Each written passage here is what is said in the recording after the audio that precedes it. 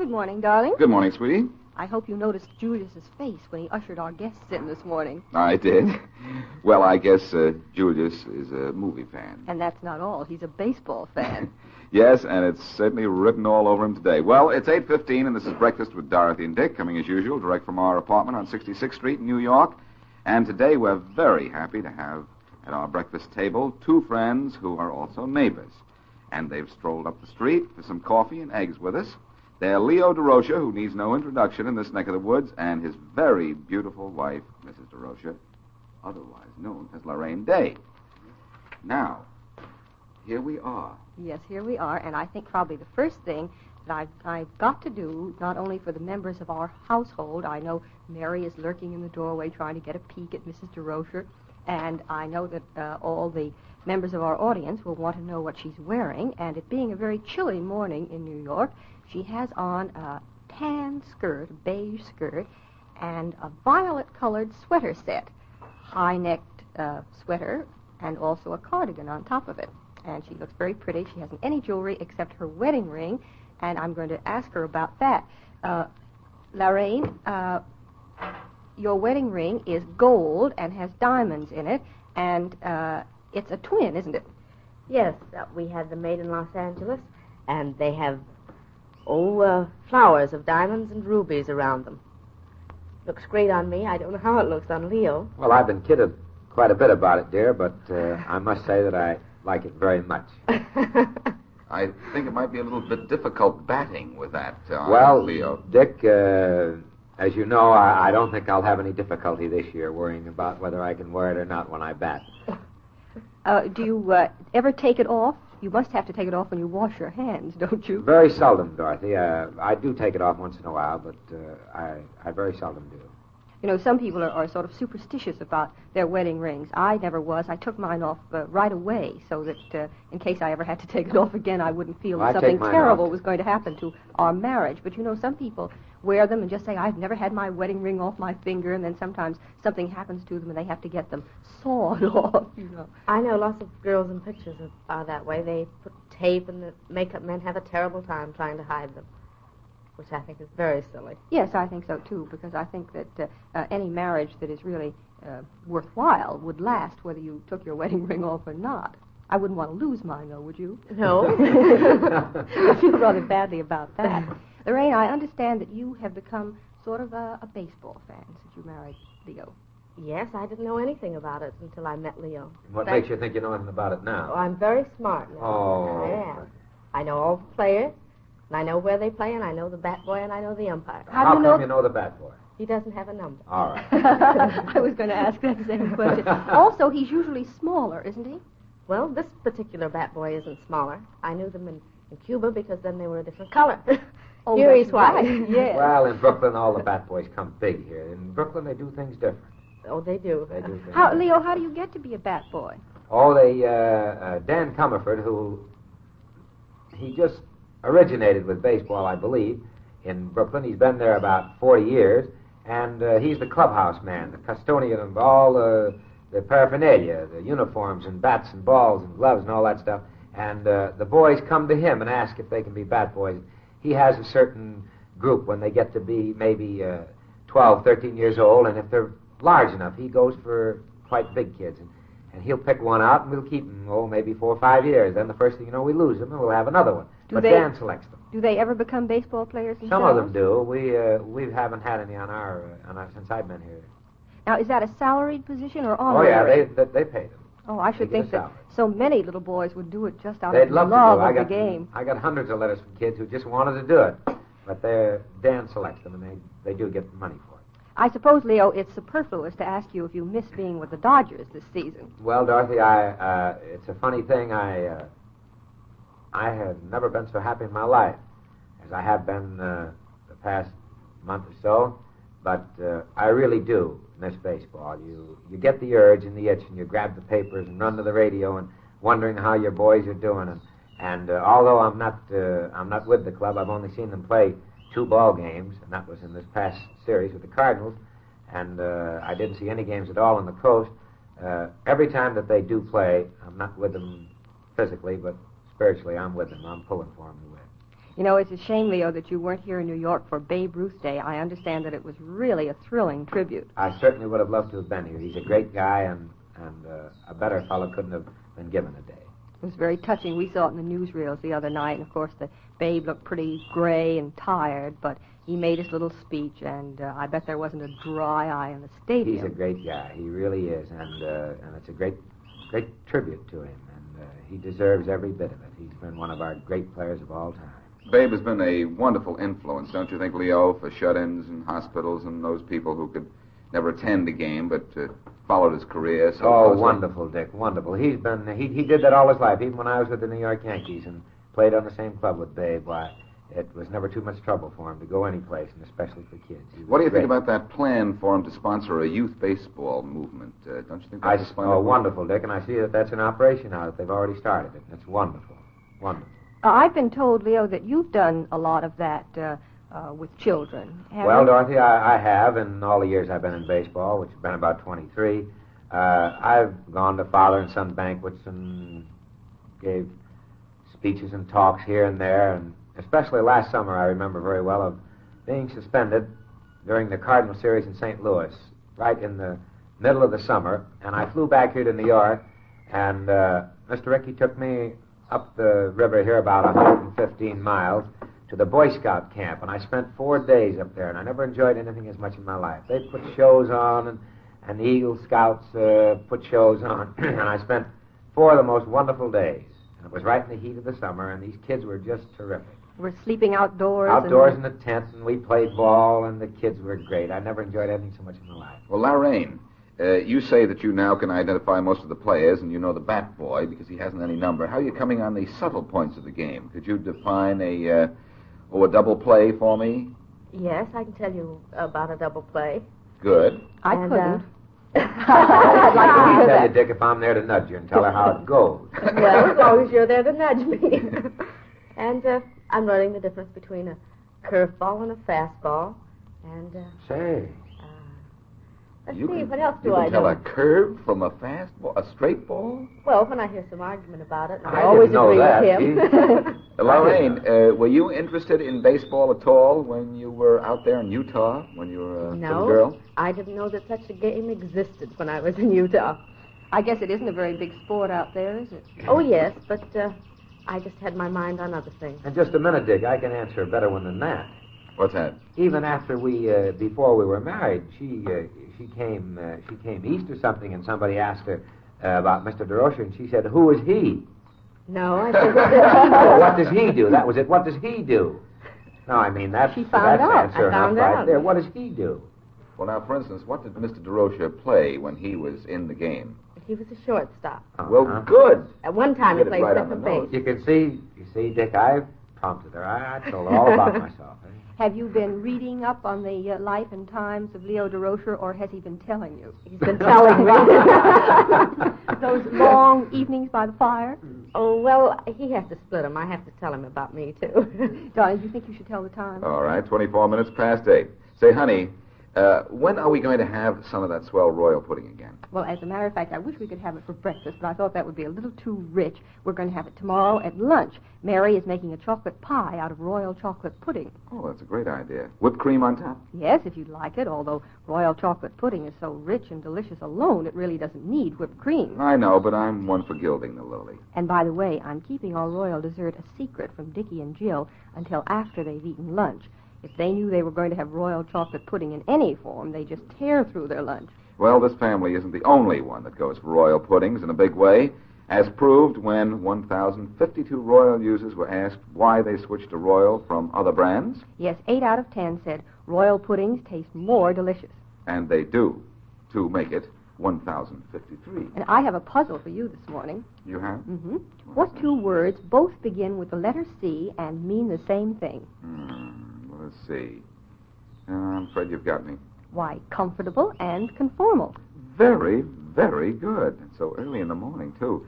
Because as far as I'm concerned, conformal shoes are the most comfortable shoes on any active feet. They are that. After all, with that unique plastic inner sole, they couldn't possibly be anything but comfortable. Yes, after conformal shoes are fitted for size, that plastic inner sole is warmed and softened. Then it's put back on the foot, and right away you can just feel your weight pushing that plastic around till it molds right to the foot. Oh, it's the most fascinating process, Lorraine. Well, no Plastic wonder. oozing around. It's really no wonder conformal shoes are known as action shoes. And conformal shoes are good-looking, too. They're lightweight and tailored. Here are just a few of the conformal stores. Here in Manhattan, 25 West 35th Street.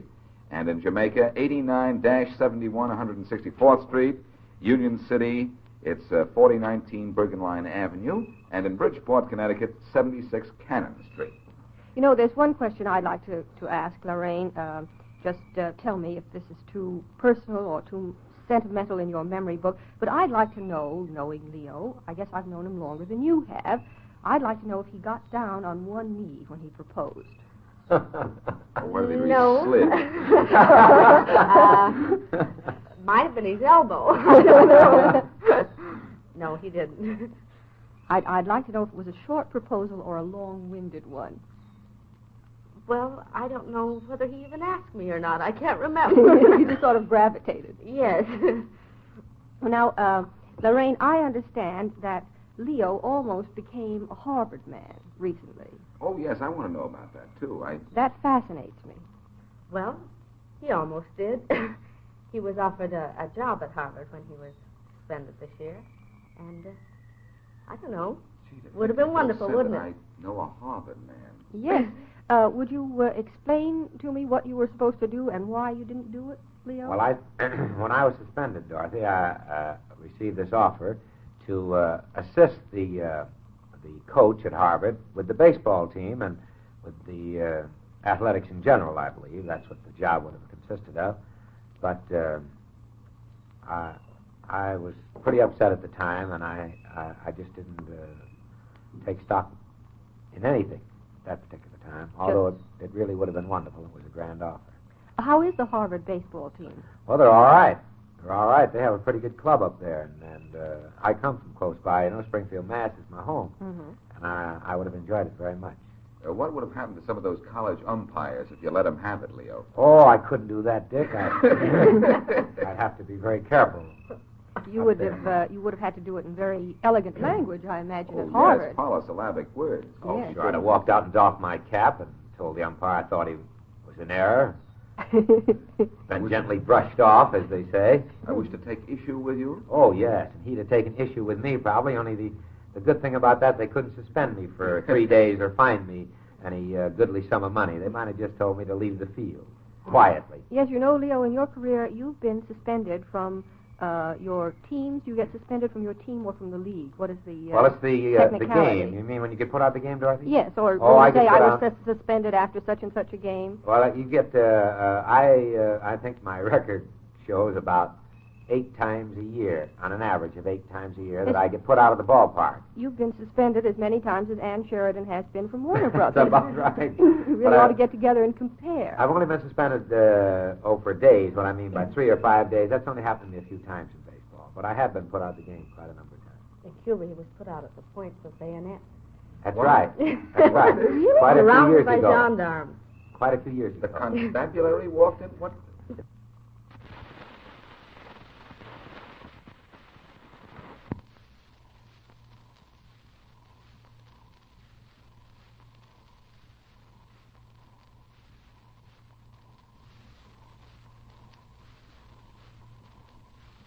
This was With in bayonets? 1940. 1940, I kicked on a decision with a Cuban umpire who couldn't speak English. And I had a little boy named Munchie Diarcos on the bench who was my interpreter. And Wyatt was pitching this day, and we were playing the Cubans, and they had beaten us pretty badly. And I was upset about it because I had a real good ball club. And a fellow tried to push a ball down to first base, and Wyatt ran over to pick it up, and the runner, fellow that bunted the ball, liked to step on. Well, he almost stepped right on his hand as he picked the ball up. He was way out of line and automatically should have been called out. And the umpire did not call him out. And I run out and argued with him, and he was giving it to me in Spanish, and I was talking in English to him just as fast as he was in Spanish. And he eventually threw me out of the park. And we started to shove one another around, and the next thing I knew, I looked up, and I was surrounded by gendarmes. And by the point of bayonets, they ushered me right out of the ballpark. 600 feet down the left field foul line. You mean this translator did no good at all? It did, and at that time, the president of Cuba was Batista. And he sent word down the following day, do that again. He liked that. He enjoyed that. He thought it was great fun. It was great sport. But they ushered me right out. It was 600 long feet down to that left field foul line, and they just kept pointing bayonets at me all the way down. What was the crowd doing when this there was about happening? 30,000 there, and they were just whistling, and they were having a great time. They thought that was the first time they'd seen that. That was wonderful. They enjoyed that. Oh, I think I'd sort of enjoy it myself, but I'd wonder a little I bit got a about little what was scared, going to Dorothy. I happen. didn't like all these gendarmes around me with these bayonets pointing at me. Just when I'd stop and turn around hard some more, they'd give me a little shove with that bayonet, and I didn't go over that too well. That's the first time that ever happened. Did you ever see such musical comedy cops in your life as they have in Cuba? They have, They have visors on their caps about 2 feet right. long. And they're on every street corner. There's... Of course, Leo is the only man I know who would argue with the point of a bayonet. He'd turn around to argue. I still turn back, Dorothy. I wanted to get in on the last word, but I couldn't do it. It's 31 minutes past 8. Say, sweetie, I have a new adage to pass along Well, today. let's hear it. Never say die. That's not exactly new, I'm afraid. Well, let me finish. Never say die, say Tintex. Oh, I get you.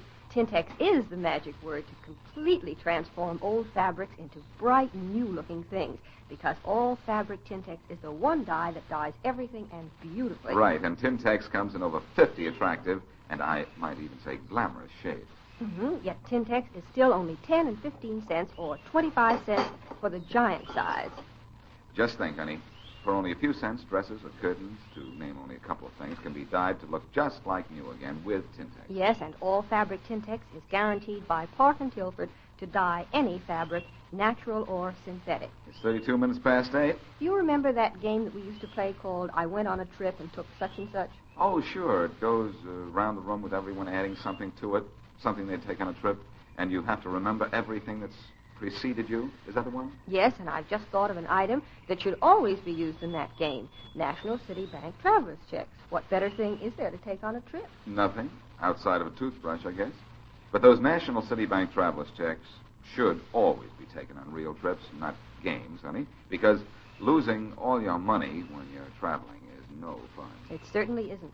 And if all your money is lost or stolen or even destroyed by fire, if it's in National City Bank traveler's checks, it will all be refunded. Yep, every red cent. And National City Bank is America's largest worldwide bank. You bet. That's why National City Bank traveler's checks are good as gold and twice as safe. You know, I noticed just before we went on the air that Leo was carrying a little gold locket with 4 pictures in it. One of the pictures is Lorraine, the first one, and then there's a little girl, and then there's a little boy, just a little baby boy, and then there's another little girl. And I would like to know their names and ages. Well, how about letting Lorraine answer that for you, Dorothy? She'll do a much better job than I will. All right, How about I'd it, like Minnie? You answer. Well, Angela is 5, Michelle is 3, and Christopher is a year and a half. I love Christopher. They're Bird. wonderful. That certainly is. And they're out in California now? Yes, they're out in California, but they aren't listening to the radio. No. It's a little early. Well, they couldn't hear this program, I'm afraid, anyway. But So it runs up and down the eastern seaboard. They get a wonderful kick out of listening to the radio. Leo had a sports show there last summer. Or last fall. And they would recognize him every time. Really? And they recognize these pictures on magazines or in the paper. I know at one time they had taken a candid picture. It was a dreadful picture of Leo and me boarding a plane. And it was in the paper the next morning, and my little 3-year-old girl thought, she says, "Ooh, look, Mommy's mad." I suppose Leo is a great piggyback artist and very good at the Children's Hour. Well, not so much at piggyback. He fights with them. He tosses them around. Oh, they rest. I have a They wonderful time with them. Wonderful, Dorothy. They're just wonderful. They follow me all around. Do they like baseball, Leo? Oh, yeah. I get in the, if I get in the car, they want to go with me, and they want to play catch with me in the living room. They throw the ball around. They have a tennis ball in there, and the kids just toss it. And wherever I go, they want to go, too. If I'll go out in the yard and start around the property, they'll want to go with me. They want to get a hold of me and follow me around. Well, if you two will just give this a little more thought, you may wind up with a softball team. Well, we will, but we'll have to give it a lot of more thought, though, Dick. That takes a lot of thought. A lot of thinking. Many thoughts.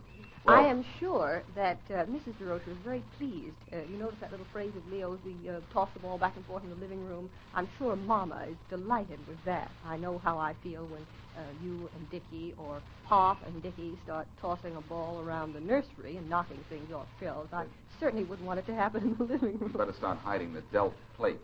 Well, it Hanging on isn't the wall. so much balls as it's oranges. We've got oranges all along the beams that we can't get down. And it isn't so much oranges as it's the baby. They toss the baby. That's what makes me sick. Oh, I'll make I tomboys stand out of the there girls. frightened. I'll make tomboys out of the girls, and the boy will be... Well, I'll make him a shortstop. Well, And you... of course, his mother's objecting to that specifically right now. She says no. I'll make him a ball player. You don't want... Well, you can always retaliate in kind. Say, I want no actors in my family. Neither do I. What was your last picture, Typhoon? No, Tycoon. Oh, right. Dorothy Lamour's here is Typhoon. Oh, she's Miss Sarong, Well, that's... yes. One Well, girl. our Rain would look very nice, Miss Sarong. Well, thank Certainly you. would. One girl asked me what the name of my last picture was, and I said Tycoon. She said, "Oh, is it about an island?" What is it about? You obviously are not the tycoon in it. I'm the tycoon's daughter, and I wear a beautiful black wig and look very South American. Oh, a black wig. Yes, Well, this I is say a South American industrialist? yes. My father's an American. My mother is South American. Oh. And we're tremendously rich, and I wear the most beautiful clothes. Well, what's the next picture on your schedule? I haven't got one on my schedule right at the moment. I see. You're sort of here on a little vacation, too. A long vacation. This Well- is going to be the longest honeymoon on record. These people just have no intention to work. I know, if I know my Leo over here, he's not going to be able to remain idle very long. What are some of your plans? I heard a rumor that you were offered a job refereeing wrestling matches, Leo. I certainly was, Dick, but now can't you just picture that? Just visualize me walking into a ring, a mere 185 pounds, and walk into a ring, and there's two big team men, about 250. A couple of gorillas. And I am now reversing my procedure. Instead of going after the umpires and referees, I am now the referee. Can you visualize what will happen to me? They will toss each other around, and I will try to separate them, and the first thing you know, I am belted, and I am on that mat. And as I told Lorraine, I wouldn't be home for 3 days, the first match I refereed. No, I've been offered that, Dick, but I'm going to have to turn that down. I know you're very capable an actor, Leo. I've seen your thespian work at times, but... You've heard him in Pinafore. Of course, Oh. yes. I heard... Oh, his histrionics were without fear. But I can't quite imagine Leo standing there and taking it. You know, if the staged argument with the wrestlers got a little bit heated, Leo might just forget himself. Yes, forget that it was all fun. And then one of the wrestlers might forget himself. I say one of the wrestlers. And then you I'm could all thinking that- forget me, because I would be gone. No, I'm not going to be idle, I'll tell you that. I'm going to do something and do it real quick. I've been idle long enough. I'm getting the jitters. Well, I'll tell you a thought that I had, not since your vacation started, but several years ago. I was doing a show, and I could have put... There was a part that could have been converted into a baseball player or baseball manager. And I thought, oh, my golly, if I could get Leo Durocher to play this. And I honestly, I wish to goodness I had a show that you could go into. So do I right now, Dick. Because I think you'd be swell on Broadway. Oh, I think he'd be wonderful on the stage. It's 39 minutes past 8. Well, honey, our young son has a use all his own for Lydia Gray tissues. What's that, carrying them to school for a teacher instead of an apple? No, but that's not such a bad idea. No, as a matter of fact, the last time it rained, I saw him with a mitt full of Lydia Gray tissues wiping off his bicycle very carefully. Said he didn't want it to rust. Well, chalk up another use for those versatile Lydia Grays. It's a long list, honey. Lydia Gray doe-skin tissues are so strong and so soft and so absorbent. They're perfect for so many things. How well I know that. This household would probably fall to pieces with a horrible crash if we didn't have Lydia Grays around. And Lydia Gray doe-skin tissues are so economical, too. You can use them 25 hours a day and still be way ahead. Yes, Lydia Gray tissues are my ideal of an ideal tissue. Any weather this morning? Oh, isn't that awful? I didn't get the weather report, but I know what it is.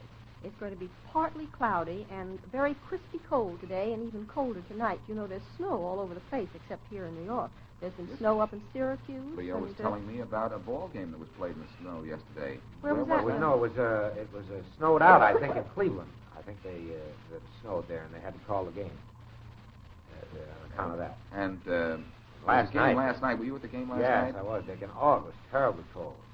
But they had, I noticed in the paper, they had close to 33,000 people there. But it was awfully cold, much too cold to play. But they did, and the people sat through it. Does that affect the game, the quality? Yeah, it really of the play? does. Your hands get cold, Dick, and they're numb, and you don't feel like grabbing that bat and going up there and hit it. Stings.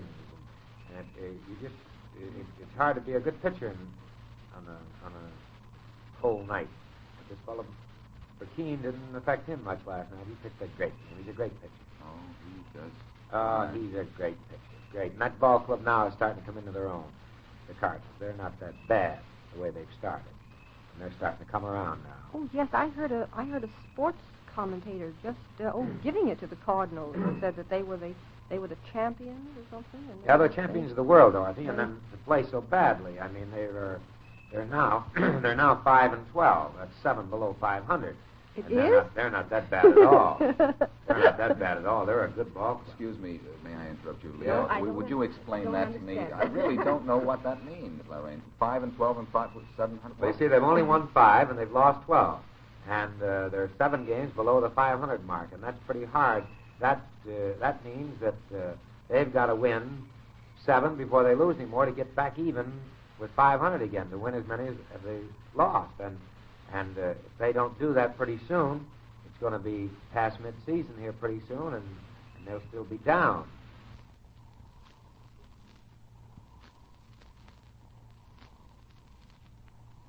And it'll be too late. It'll be. It's awful hard to catch up. There are now. There's 6 games out of first place now, and that's. They're generally that way. The Cardinals have been for years. They generally come up to around the 1st of July. They're always 4, 5, 6 games out of first place, and then they go from there. But to be that far now, and then if they don't step on the gas now and come out of it, why, they can be down pretty bad by the halfway mark. What is the Dodger record at the moment? How are they? Dodgers are now they're 10-5. They're 5 above the 500 mark, but they're tied with Chicago and Boston for first place. The Dodgers have a good ball club, Dick, and they've got a real chance to win this pennant. They really have. They got a good ball club. It's too early in the season to tell just how Jackie Robinson is going to turn out as a ball player. I've only seen him play the 2 ball games, Dick, but he, to me, he doesn't look like the same kid that I'd seen play before. He isn't hitting the ball and taking that good cut at it like he used to. And I don't think he's quite set here, sure of himself, around first base. It's new to him, and I don't think he's set there. But he is a good ball player and a fine gentleman. He really is. Yes, well, I suppose lots of boys, when they make that jump from the minors to the major leagues, who was he with before he came He was with Montreal. He come right out of California and went right into AAA and led the league in hitting. He had a very fine year there. And he's a very high-class gentleman, Dick. And I think that if given a chance, that the boy is really going to make it. And, of course, the new manager they have over there now, Bert Schotten, doesn't know these players too well. I mean, he's just new there, and he didn't have the chance to be with them at spring training. He just took the club over when I was suspended at the beginning of the season. But I know that once Bert gets acclimated and knows what he has in these players, that he'll give a good account of himself. He's quite a fella, and he knows baseball frontwards and backwards. He'll do a good job as the manager. I'm sure he will. He'll try very hard, but in the hearts of those Dodger fans, Leo, I know from what I've seen around that you are missed very, very badly. I miss them too, Dick, very much. Don't you Not get only excited? the Dodger fans. I've seen yes. evidences all over New York City that exists. Yes, I think Leo probably never would have known how many friends and loyal supporters he had if this hadn't come up, because I've heard more people saying that Leo, wish we had him back, defending him, getting very excited, and he used to be more argued about, in the days when he was scolding the umpires. It's 45 minutes past 8. Say, honey, can you imagine anything 120 years old being ultra-modern? Well, the only thing I can think of is Buitoni, because Buitoni has been making macaroni products for 120 years, and yet they're ultra-modern foods according to Good Nutrition. Sure thing. And according to taste, too. What could be more appetizing than a great big plate heaped up with piping hot, fragrant Buitoni spaghettini? You're very, very descriptive this morning. That was a perfect description of Buitoni spaghettini. Add some zestful, spicy Buitoni spaghetti sauce, and you've got it. Buitoni spaghettini is thinner spaghetti, and every bite is full of goodness, as well as proteins, vitamins, and other health-giving minerals. Yes, Buitoni spaghettini is a fine meal for the whole family. And I might add a favorite of this family. That's Buitoni, spelled B-U-I-T-O-N-I, Buitoni spaghettini. And speaking of Buitoni, I saw a woman walking along the street yesterday carrying a shopping bag, and I could tell without speaking one word to her that she was a very smart housekeeper. A little feminine telepathy at work? No, I cheated. I saw a bottle of Larvex sticking out of her shopping bag. Well, that is enough to know she's up on her housekeeping. Larvex is one swell moth-proofer. It certainly is. Larvex penetrates every single tiny woolen fiber so effectively that moths would rather starve to death than nibble anything sprayed with it. Yes, and Larvex is completely odorless. So after whooshing woolens with Larvex, you can hang them right back in their regular places. Larvex is used by large woolen mills everywhere, not only because it's odorless, but also because one spraying with Larvex moth-proofs woolens for a whole year. What was this? I love the name of that shop. I have to get this in. It is related to nothing. The place where you got that sweater? Tweeds and Weeds. Tweeds and Weeds. Isn't Yes, that I wonderful? love that, too. I think that's just wonderful. The Weeds. I get the Tweeds, but the Weeds has me baffled. Well, they had to have something to rhyme with tweeds. So they got Weeds. And, of course, there is such a thing as widow's weeds, but I would hardly think that it would snap up a sports shop to advertise that, would you think? Do you wear many sweaters, Lorraine? Are you A lot of a sweater? I'm not a type? sweater girl. Not a but, sweater girl, but a sweater type. Yes. Leo, you said something a little while ago about the Brooklyns having a good chance to win the pennant, and this surprised me because when I read the paper and heard about all the boys that they traded, particularly Kirby Higbee, who has such a wonderful name, it seems to me that name would be enough to win a series. I was very puzzled. Well, they...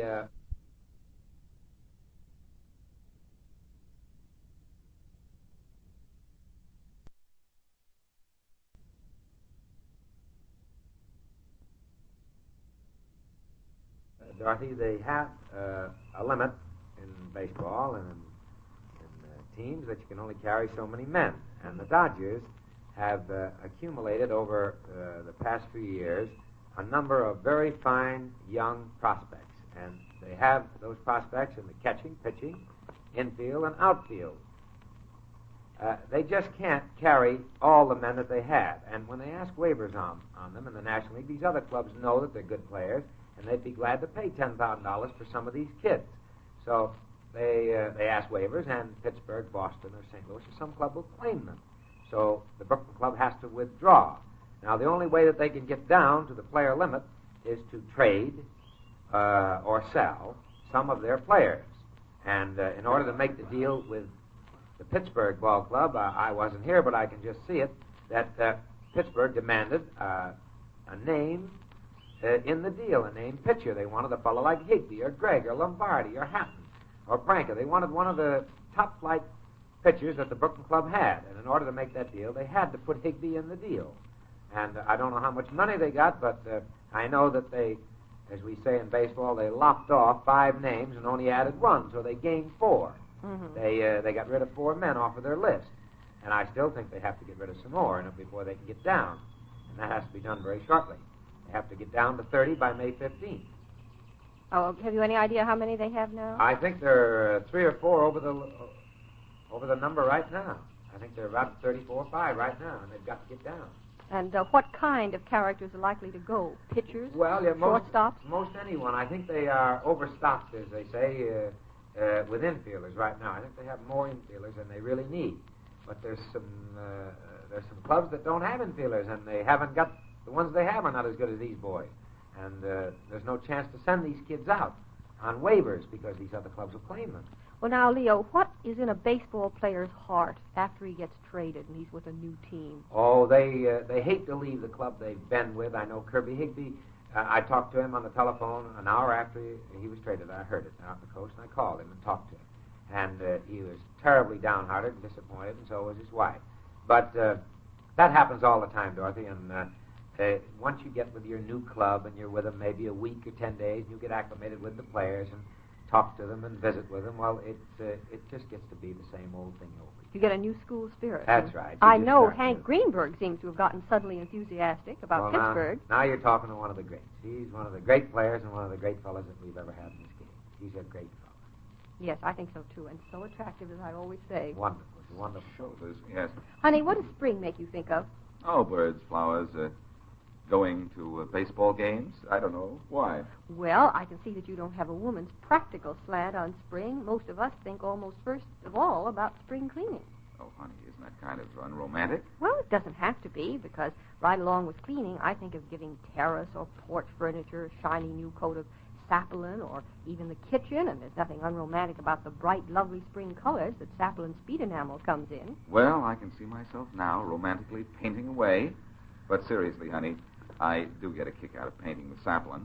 The stuff's so easy to apply, and when you're through, you really accomplish something. And sapolin speed enamel comes in scads of beautiful colors and shades. We'll have to look over the sapolin color chart and start making up our minds what we want to paint and what colors we want to paint it. Well, no matter what colors we pick, it'll be a professional-looking job, thanks to sapolin. And speaking of decor, Lorraine, I would like your candid opinion of something. What do you think of baseball uniforms? Well, I think they could be improved. That's exactly the way I feel about them. Don't you think if they even gave them a turn-back collar, you know, like on pajamas instead of that round neck, it always looks like old-fashioned. Lord Fauntleroy going out to pitch tomorrow. We will stop the game in the third inning, girls, and serve tea. How do you like this? Well, no, really, Leo. Now, women are very important, aren't they? They have Ladies' Day. Don't you want to get us into the stadium? I should say we do, Dorothy. The women make the game. They screech and they holler at the least provocation. Somebody hits a high fly and they think it's a home run. It's wonderful. That's me. That's me. It's wonderful, Dorothy. It's wonderful. I like the high flies best of all, I must say. That's my favorite play in the entire game. I get so excited. I haven't learned yet, you know, not to get excited because it looks so pretty. What? But I do the high fly when it, you know, goes sailing up in the air and you think, oh, maybe he's not going to catch it. And someday he won't, Leo, and you'll be terribly embarrassed. Didn't you know that the Brooklyn Club had inaugurated satin uniforms, Dorothy?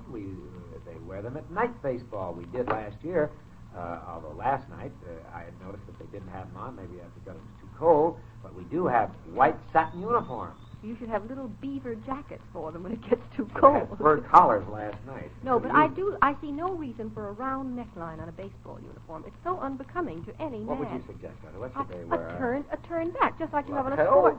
on a sports shirt. How do you like that? Somebody slide into second base and come up with one lapel. Somebody have a hold of the other one. Well, then you'd get him a new one. I don't understand why it has to be the only sport where men look so silly, and they don't do any work, they just run around.